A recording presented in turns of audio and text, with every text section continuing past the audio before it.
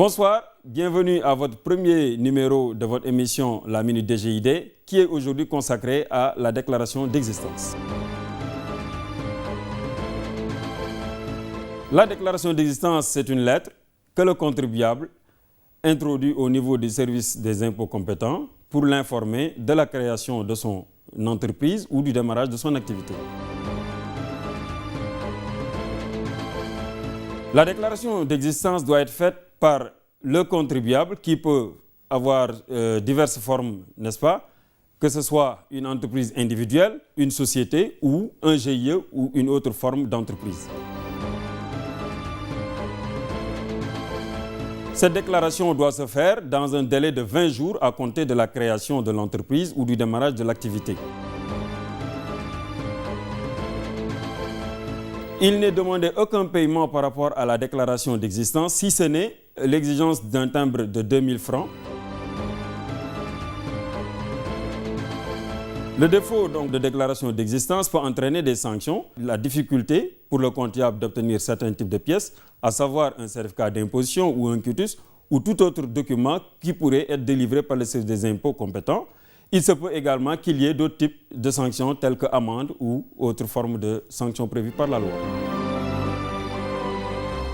Merci de nous avoir suivis pour ce premier numéro de la Minute DGID qui était consacré à la déclaration d'existence. Nous vous donnons rendez-vous lundi prochain où nous traiterons des pièces à fournir et qui devront accompagner cette déclaration d'existence. Je vous remercie. ñu ngi leen di nuyu mbokki téléspectateurs yi di am mbégte di leen dalal ci seen émission bi nga xam ne moom la ñuy wax Minute DGID nga xam ne moom moo tey jii jublu woon di waxtaan ak yéen ci lu ñuy wax déclaration d'existence.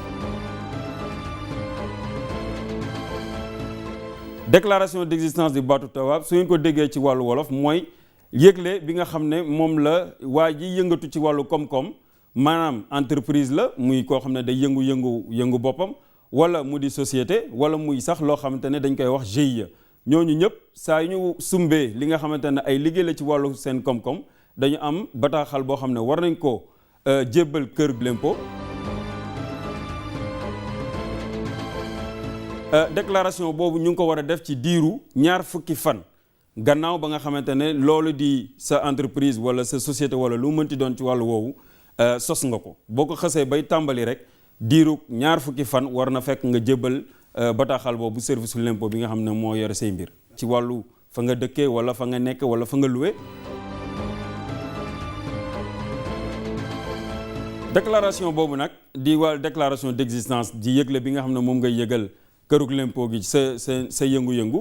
amul lenn loo xamante ne war nga ko caa fay lu dul ne am na timbre fiscal boo xamante ne weesuwul ñeenti téeméer la yam. moom nga war a jël boole ko ci la nga xamante ne mooy ay kayit yooyu jébbal kër googule te loolu ñu ngi koy war a sàkku ci bu fekkee ne da ngay ut lu ñuy wax NINEA.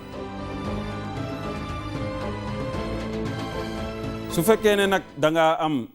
këru yëngu-yëngu bu mel noonu nga def ko ba pare te yëgaloo ko ki nga xamante ne mooy waa service bi yore wàllu l'impôt yi mën naa am nga am ay ci daan yoo xamante ne moo ci aju daan yooyu nag li ci gën a bari. mën na doon jafe-jafe boo xamante ne di nga ko am ci wàllu am yenn kayit yooyu mën na nekk lu ñuy wax quitus fiscal mën na nekk loo xamante ne dañ koy wax certificat d'imposition wala yeneen ak yeneen ci ay kayit yoo xam ne këru l'impôt gi ñoo ko yore bu weesee loolu aussi ci beneen daan boo xamante ne war nga koo mën a am